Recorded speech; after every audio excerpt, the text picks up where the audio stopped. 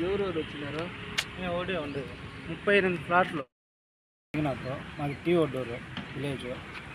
మాకు కడగాలు వేసినాం 2023లో మాకు ఇచ్చినారు పట్టాలు. రిజిస్టర్ పట్టాలు 2 ఇచ్చినారు. అది ఏమైందంటే మేము కడగాలు 2023లో కడగాలు వేసినాము. కడగాలు వేసి 1 ఇయర్ గ్యాప్ ఇచ్చినాం, బిల్లు పడలేదు అనేసి మాకు. వరిగడ బిల్లు రాలేదు. ఇంకా తర్వాత 1 ఇయర్ మేము కూలీ నాలుగు వెళ్ళిపోయినాము. 1 ఇయర్ తర్వాత వచ్చి మళ్ళీ స్టార్ట్ చేసినాం. స్టార్ట్ చేసి పక్కన ఉన్న కయ్యోళ్ళు మాది అని అబ్జెక్షన్ చేసుకొని మమ్మల్ని దారుణంగా కొట్టేకి వస్తున్నారు.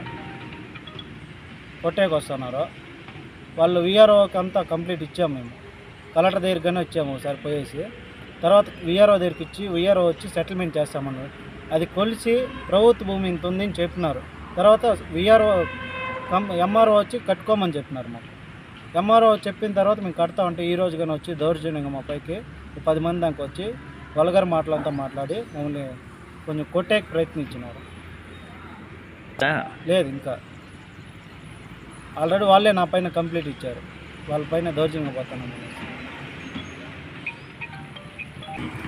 ఇంకా 2 రోజులు ఉండు, 1వ తేదీ వరకు ఉండు. దీనికి దాదాపు 3 నెలల దాకా తిరిగినాను. ప్రతిరోజు తిరిగాను ఇక్కడికి.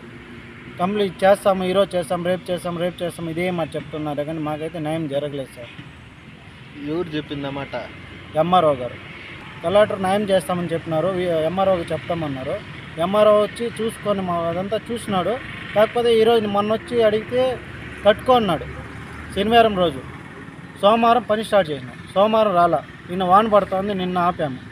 ఈరోజు స్టార్ట్ చేసిన దానికి 11 గంటలకు వచ్చి 11:30 టైం వచ్చి కడగల రాళ్ళంతా పెరిగేసి కూలోళ్ళంతా ఉన్నారు, వాళ్ళంతా తొట్టి వేసి మమ్మల్ని కొంచెం భయపెడుతున్నారు. వాళ్ళు డి కృష్ణప్ప వాళ్ళ కొడుకులు, మా ఊరు వాళ్ళు.